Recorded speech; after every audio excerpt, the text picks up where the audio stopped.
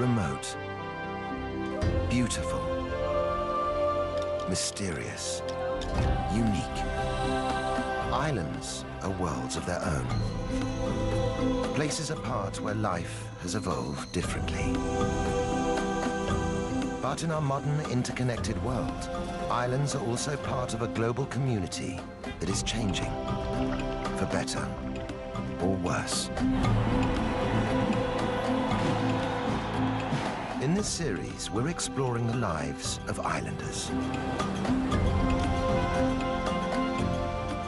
We're discovering that no matter how distant they are from the mainland, how distinctive their histories, or how proud they are of their independence, islands can't separate their futures from the fate of humanity as a whole. In so many ways, these shores are the front line of global change. What happens here matters to us all.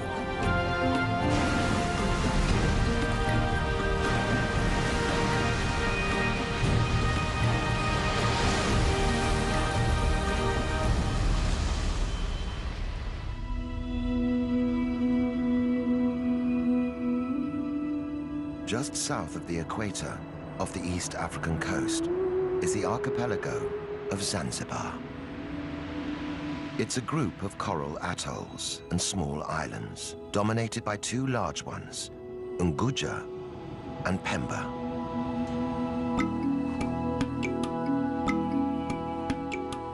Today, Zanzibar is home to 1 million Swahili people. Islam is the dominant religion.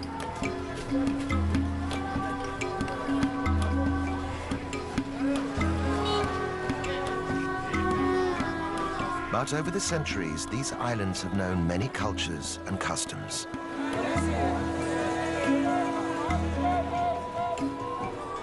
For 1,000 years, Zanzibar was a trading post. But the island's riches meant that many outsiders sought to control them.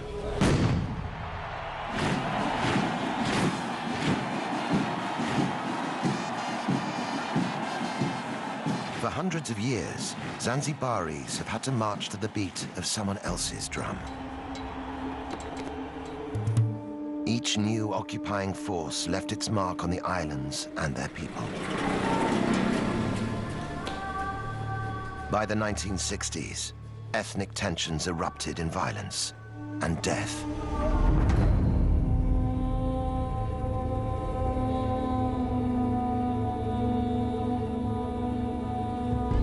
The aftermath, extreme poverty and ill health. For some, a rise in tourism seems to promise a way back to wealth.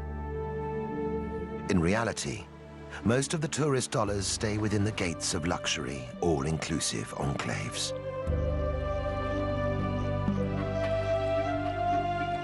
But across the archipelago, signs of change are appearing. From the wreckage of their past, people are building hope for the future. For women, it means living and working more freely without breaking the bonds of their society. For men, it means finding a balance between tradition and reform. These are islanders looking to emerge from the shadows of their past. For the first time in centuries, they're in charge of their own destiny. After all their troubled history, could this be Zanzibar's moment?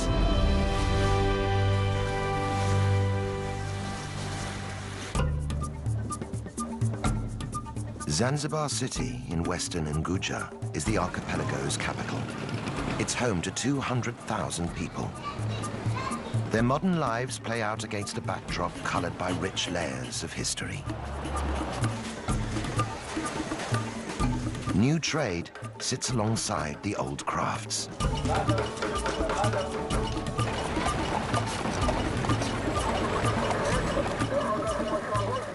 stone town is the city's historical core. Once it was the vibrant capital of an Arab trading empire, but today only traces of its wealth remain. On the outskirts is Michinzani, the new town. Its sprawling settlements clearly mark the divide between ancient and modern.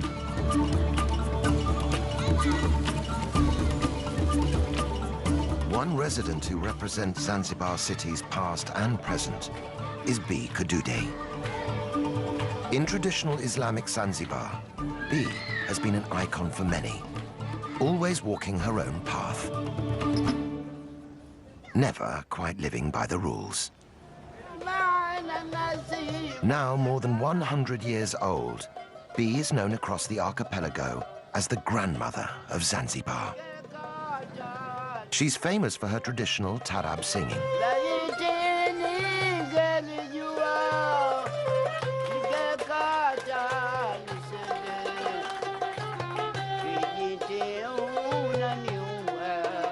Despite her age, B still performs regularly. The fusion of Arabic rhythms and Swahili poetry is a reminder of Zanzibar's exotic history.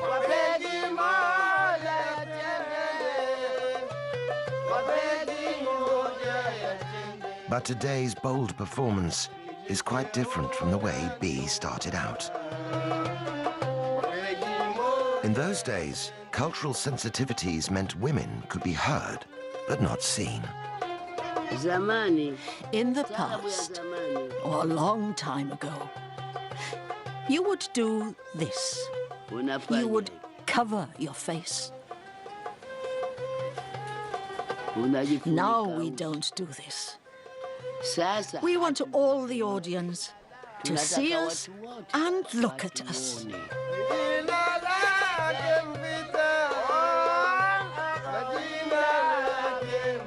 Those early concerts were much more than just entertainment. The songs were a means of social commentary. In the song Kijiti, B sings of a miscarriage of justice and the murder of a pregnant woman.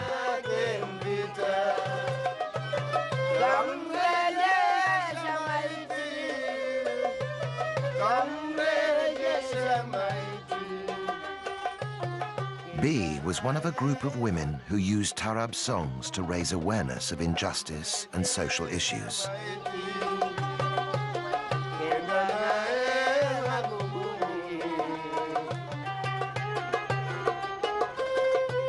A century after Kijiti was written, women in Zanzibar still don't have the same rights as men. They're expected to obey their husbands and fathers. In public, they're supposed to cover up and behave discreetly. But on special occasions and behind closed doors,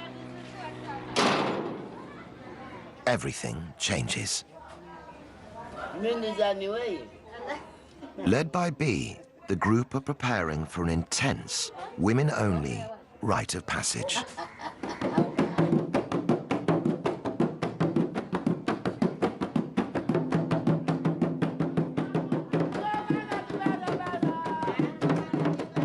This normally secretive ritual, known as Inyago, is rarely seen by the outside world.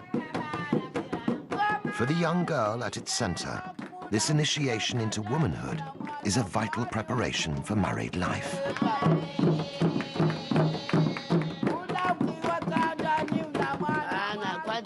First, we scrub her and teach her how to behave, how to make her husband's bed, how to treat him well and bathe him. This is her role as a wife.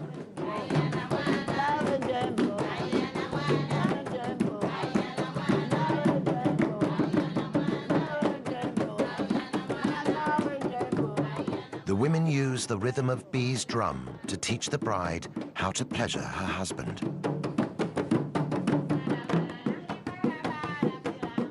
The fun and excitement is intoxicating. But Inyago also has a serious side. Girls are taught how to handle difficult husbands, how to stand firm through the trials of married life. As Zanzibaris step forward into their future, B is worried this old tradition will die with her. When I am gone from this world, it will go, if no one is around to continue it. But as long as the ritual remains relevant to modern women in Zanzibar, it seems sure to survive.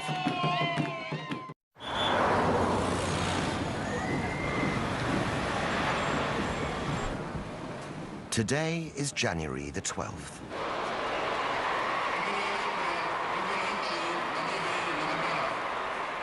The president is on his way to celebrate a pivotal moment in the island's history. Half a century ago, African Zanzibaris seized power from the Arab-dominated government in a violent uprising.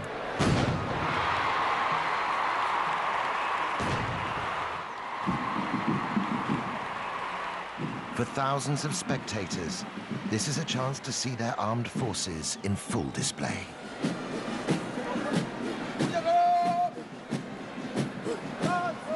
For the president, it's a political opportunity.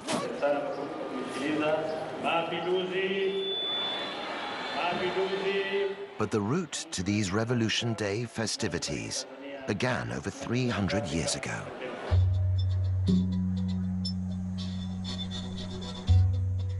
In 1698, after a long history of trade with the island, Oman conquered Zanzibar and declared it an Arab state.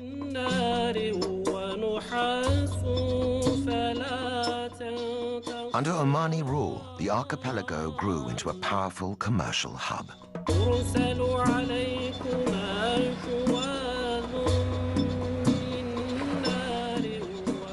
Zanzibar's thriving ports and bustling bazaars were at the center of a vast international trade network. The Arabs grew rich and powerful off the profits of one commodity in particular: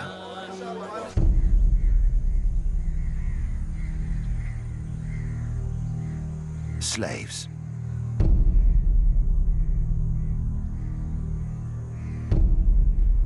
With Islam forbidding the enslavement of other Muslims, it was the Africans who were captured and sold as slave labor.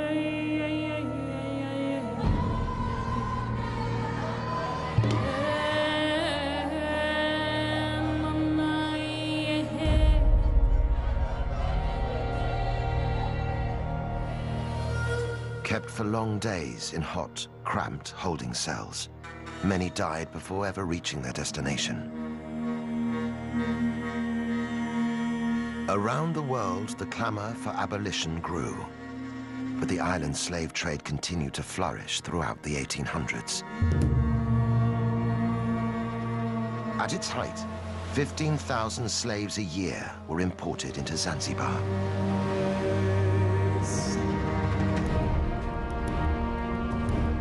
The Arab elite used African slaves to fuel an explosion in clove farming. Zanzibar became known around the world as the Spice Islands. Even after the trade was legally abolished in 1873, slavery continued on the islands for another generation. By the start of the 20th century, the archipelago was firmly divided along ethnic lines. Arabs remained the ruling elite. They possessed most of the land and wealth. By comparison, the Africans had little. Finally, racial tensions boiled over.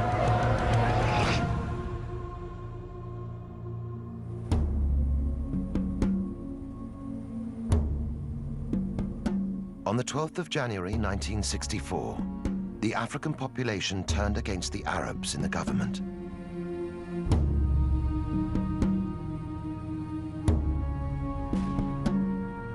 The revolutionaries went on the rampage. In a single day, 17,000 Arabs and other ethnic minorities were murdered. On the day of the revolution, by 6 o'clock, the Sultan and his family had already fled in their ships. So many were murdered, just out of anger and hatred. It was a genocide that went largely unreported around the world.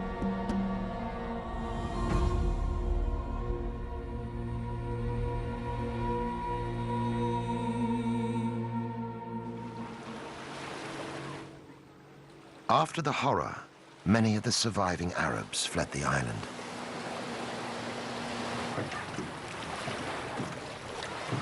Those who stayed, like Abdallah Nasser Abdallah, had their property confiscated and lived in daily fear. Even today, talking about the revolution brings back difficult memories. My father was detained, and he wasn't the only one. They used to come and detain people and beat them for no reason. People fled because of this.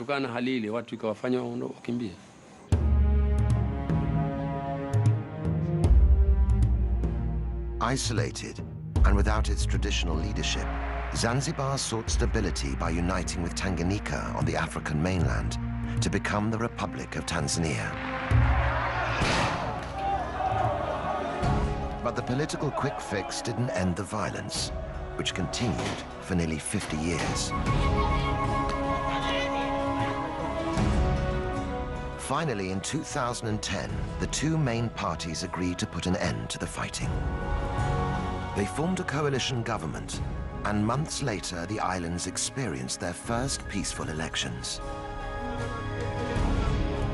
For many, the political change marks the start of a new chapter in Zanzibar's future.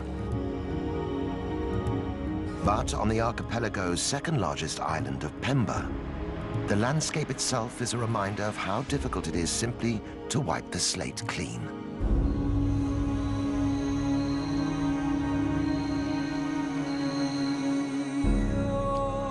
For Clove farmer Abdallah, the 1964 uprising caused a sharp decline in the island's spice industry. Until then, most of Pemba Island was owned by Arabs, who used its fertile farmland to become the world's leading producer of cloves. Widely used in cooking and perfumes, the dried flower buds allowed Zanzibar's economy to flourish. After the revolution, Arab land was seized and redistributed to African islanders. But many of the new tenants neglected the farms. Thousands of Pemba's clove trees withered and died.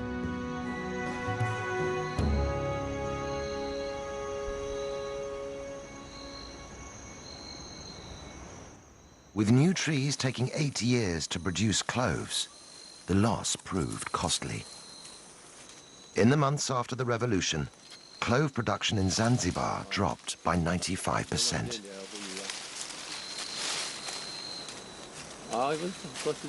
Today, Abdallah is struggling to make a decent living from his trees. These are the cloves. This is how we harvest them, and this is how we separate them.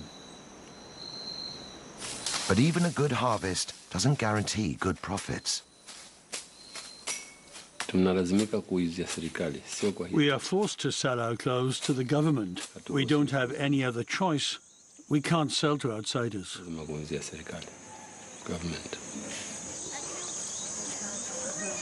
Although yields are just a fraction of what they once were, 10,000 tons of cloves are still produced every year on Pemba. The problem is that the price is so low, it doesn't meet our needs.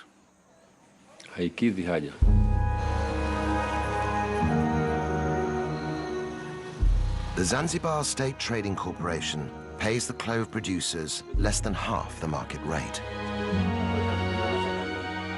The low price makes it a real struggle for Abdallah to make ends meet for his family.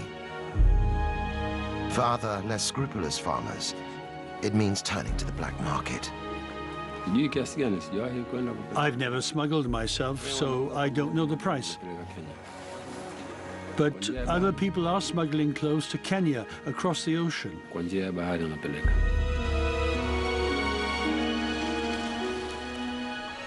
Farmers can get up to 3 times the price for their cloves in Kenya. But the cost of smuggling can be extremely high. Sometimes they get caught. They lose their cloves, their dhow, everything they own, and then they're sent to jail.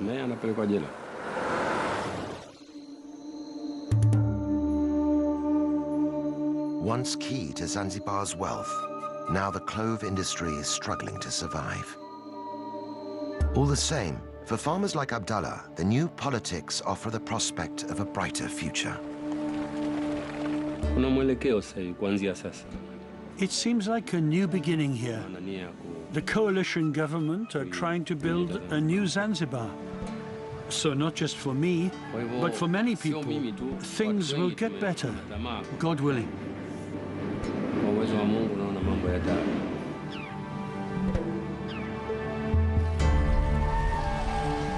Right across the archipelago, there are islanders desperately hoping for change. Half the population live below the poverty line, scraping a living from the land or the sea. Average income is less than $1 per day, and the cycle of poverty is hard to break. But there is one part of Zanzibar's economy that is booming: tourism. Beach holidays and historical city tours bring visitors here every year.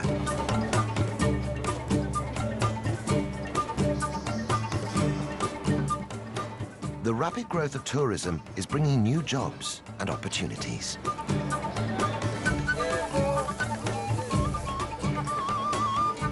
At Forodani Night Market in central Stone Town, stall holders are getting ready to vie for business.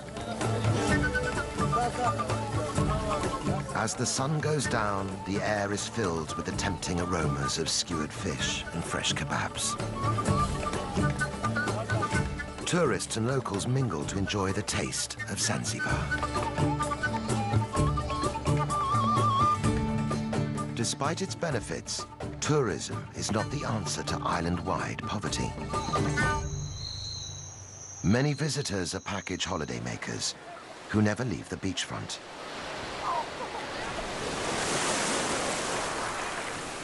Very little of the money spent inside the big resorts ever reaches local Zanzibaris.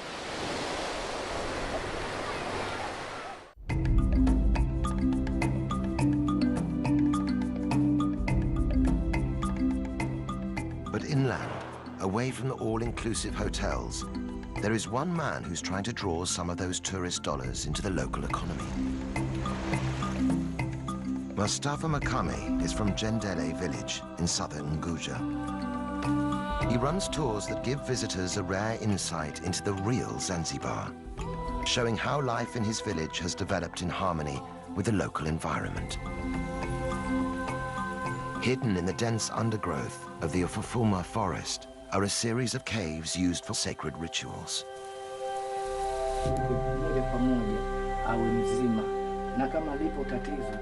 Mustafa thinks they could be the key to attracting visitors. Tourists can have the chance to meet the witch doctor and see how he works.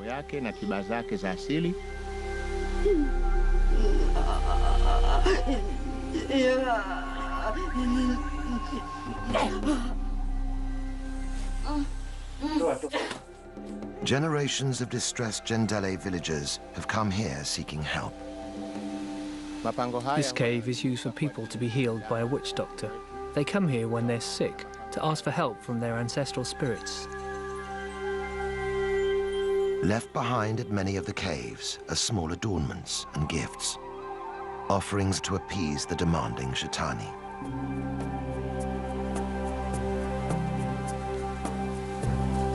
And the ancestral spirits aren't the only residents of the forest.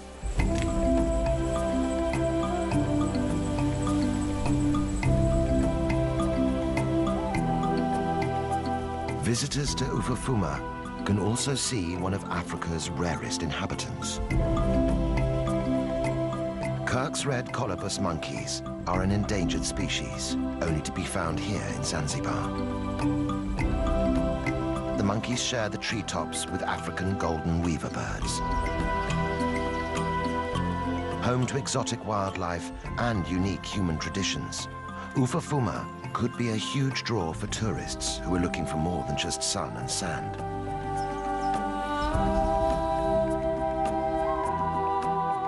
Already, Mustafa's scheme is generating vital income and bringing real improvements to life in his village. We use the money raised from tourism to support our community as much as we can.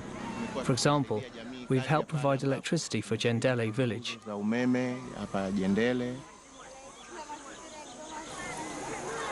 Money has also been used to supply the village school with books and pencils.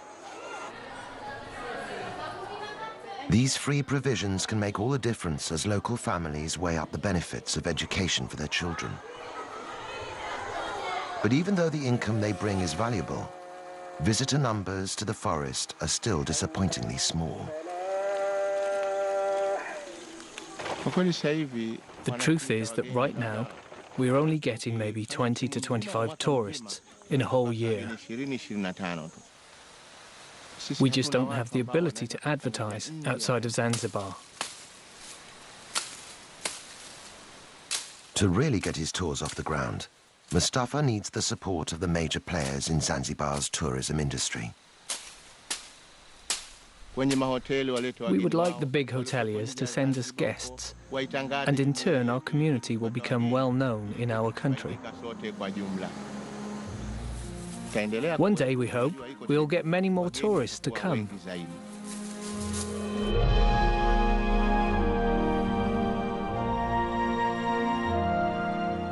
But there are parts of the archipelago where outsiders are not welcome. Just 2 kilometers off the coast of Unguja is an island which has turned its face away from the world.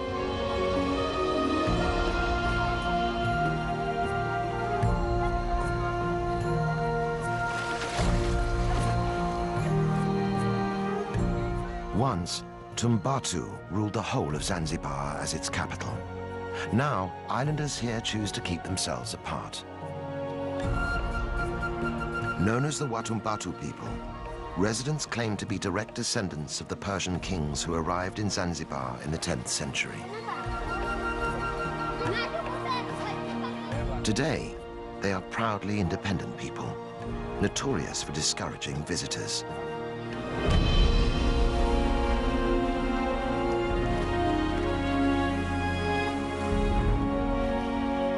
For Suleiman Mohammed Haji, being a native of Tumbatu defines his way of life. Every day, he goes out in his Ngalawa, or Swahili canoe, to fish for a living. Suleiman attributes his sailing skills to his distant ancestors who arrived in great dhows from the Middle East. Tumbatu Islanders still have a reputation as the finest sailors on the East African coast. But Suleiman's Ngalawa is too small to sail in deep waters, and in the heavily fished areas around Tumbatu, even the best sailing skills don't guarantee a good catch.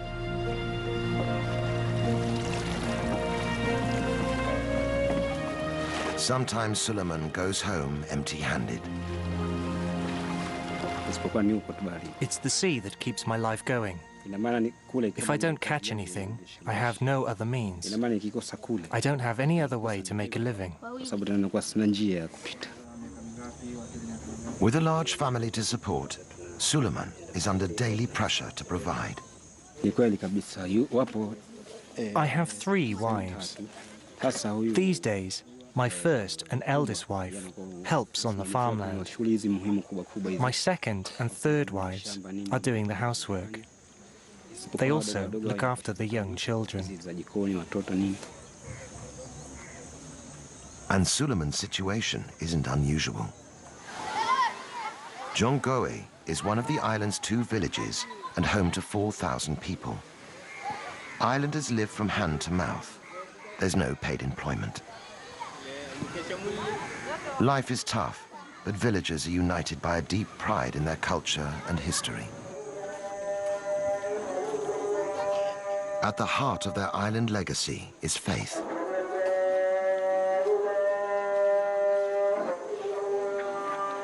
Brought to Zanzibar by the first Arab settlers, Islam is central to life here.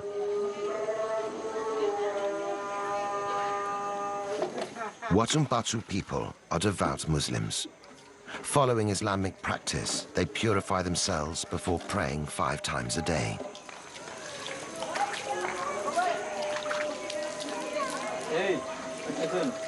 Gender roles are strict, and even prayer is segregated. While men attend the mosque, women must worship in private. Village chief Mwadini Makami is determined to keep out the modern influences he sees damaging other parts of the country. Across Zanzibar today, whenever you hear of misconduct or misbehaving, there's never a person from Tumbatu involved. This is because we are following our religion and culture. As chief, Mwadini believes it's his responsibility to protect Tumbatu's cultural integrity. For him, the key to doing that is to discourage tourism.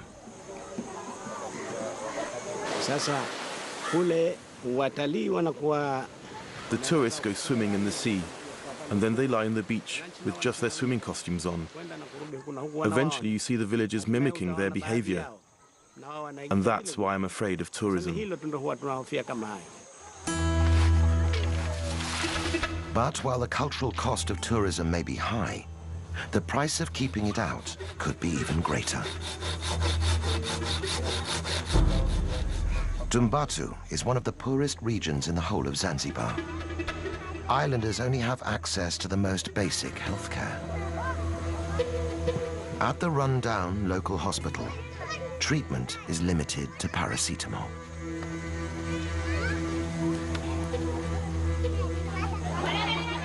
The isolation of Tumbatu is both its strength and its weakness. Soon, islanders will have to decide if the cost of maintaining it is simply too high.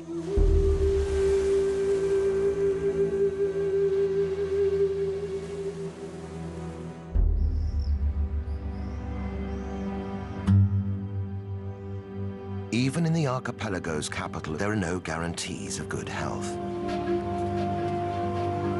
Here, the barriers are physical as well as cultural. 1/3 of Zanzibaris have no direct access to clean running water. Some can collect supplies from community standpipes, but getting it home can be a challenge.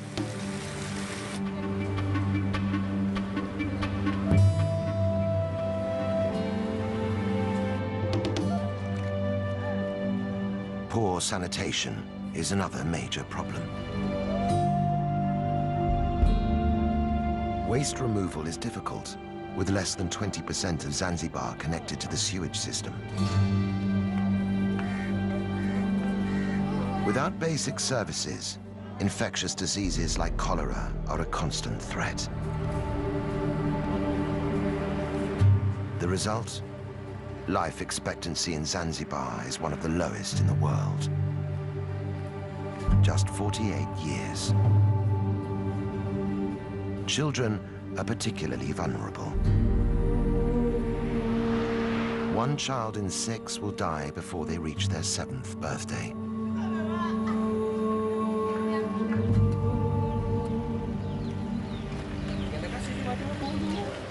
In the southeastern corner of Unguja, a small team of people is trying to improve the odds for Zanzibar's children. Makunduchi is one of only 3 hospitals on the whole island. But it boasts a brand new clinic for mothers and babies, and already it's saving lives. For hospital manager Zainab Othman, the challenges in providing better health care are daunting. The government's trying to build new hospital facilities all over Zanzibar, but the problem is the lack of skilled staff.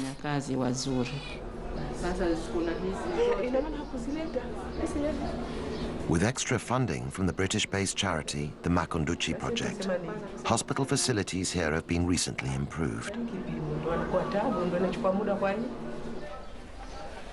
But Zainab still only has 34 beds and 2 junior doctors to treat a population of 60,000 people. Even with such limited resources, the team are working miracles. After the birth, this woman had a postpartum hemorrhage, which meant she had to have a blood transfusion. It helped save her life. It would have been another story without it.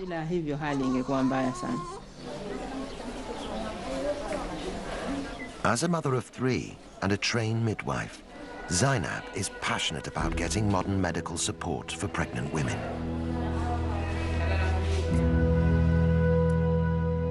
But convincing local women to use the hospital facilities isn't straightforward. For most pregnant mothers, the first point of contact is their village's traditional birth attendant.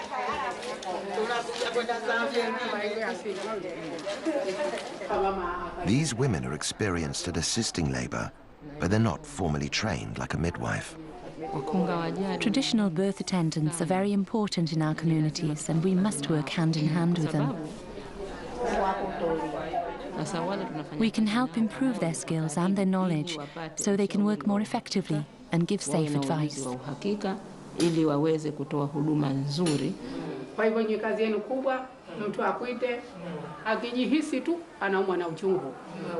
Getting these birth attendants on board is helping to persuade more mothers to have their babies in hospital.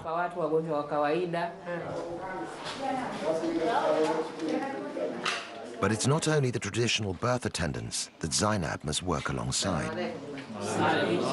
To win over the whole community, she must also get on board the Shehas, the village leaders. As a woman working in a man's world, the task isn't easy. In Zanzibar, a woman's place has traditionally been in the home. Few ever reach senior positions in the workplace. This can make my work pretty difficult sometimes. People ask, why is a woman in a management position? It's just another challenge that I've had to try to overcome. Zainab is a pioneer for women in Zanzibar. Her hard work and persistence has won respect and is helping to challenge the old stereotypes.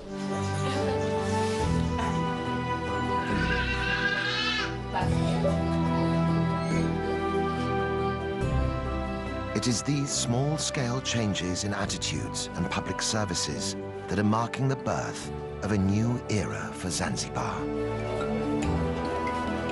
Up and down the country, there are other signs of change.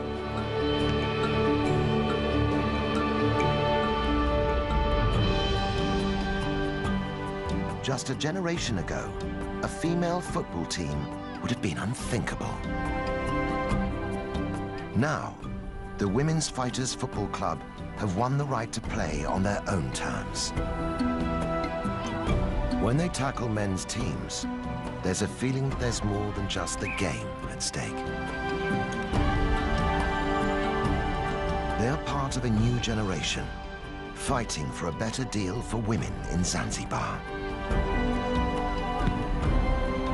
And the revolution isn't limited to sport.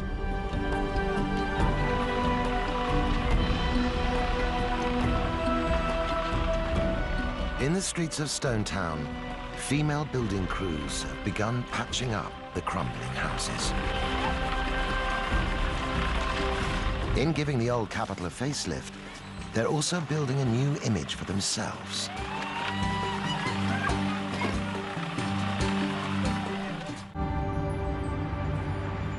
In the seaside village of Kidoti, in northern Unguja, women don't work just to prove a point. They have to work just to survive. I have 8 children. Their father died, and they have only me left. Fatuma Mashenga is one of a growing number of islanders who work the beach farming seaweed. We're a group of women who all farm together. It's hard work. Sometimes when we go to harvest the seaweed, the ocean steals it. This makes it even harder on us.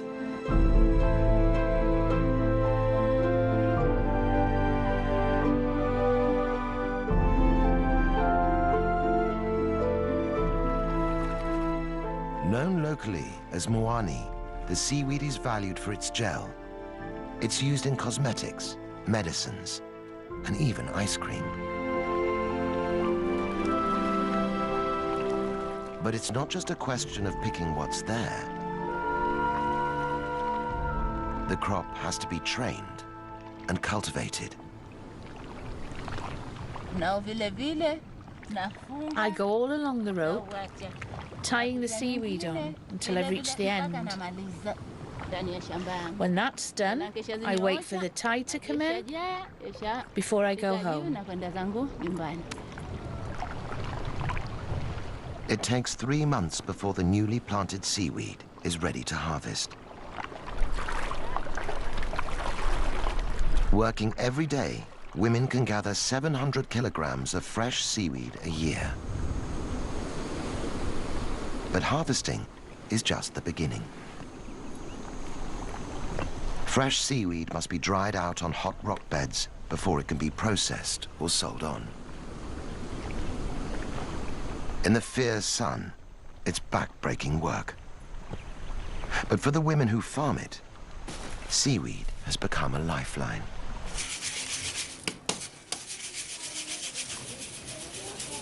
As a widow, Fatuma's income is the only means she has to sustain her family.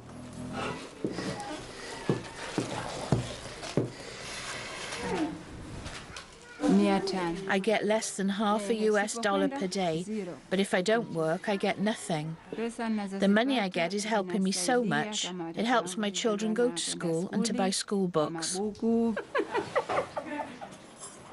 For Fatuma, education is the way to build her family a better future. It's a sign of the changing times in Zanzibar that Fatuma sends her sons to school, and her daughters too. I didn't get an education, but I really, really want my children to attend school. I send them there and make sure they go, so that they don't end up with the same problems I have.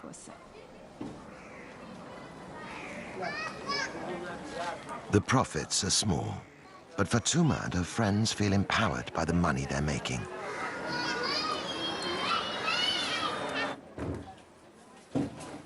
They formed their own small cooperative, branching out into making oils and soaps, high-priced goods which can generate a real living wage.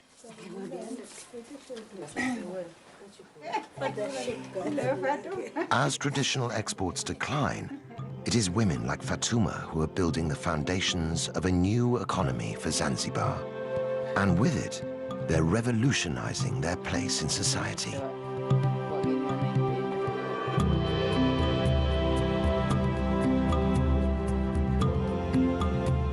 Across the archipelago, individual endeavors are combining to transform the life of the nation. They're pushing Zanzibar into a new phase of development, socially and politically. Life here has always been vibrant and colorful. The rituals and traditions of island life have lost none of their power.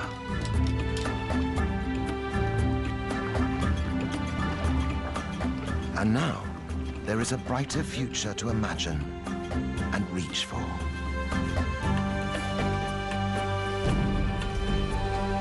The world is watching as the Spice Islanders begin to chart a new course for themselves. After all the storms they've lived through, Zanzibaris can feel fresh wind in their sails.